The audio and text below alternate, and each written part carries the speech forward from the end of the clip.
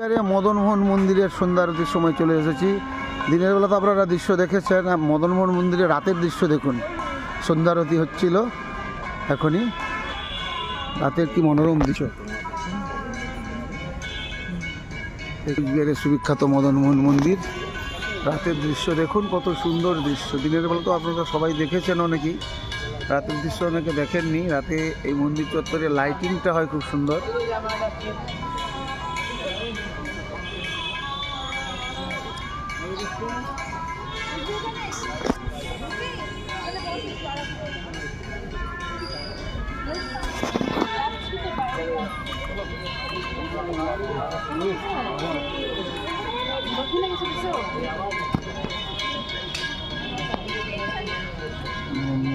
মন্দির চত্বরে রয়েছি।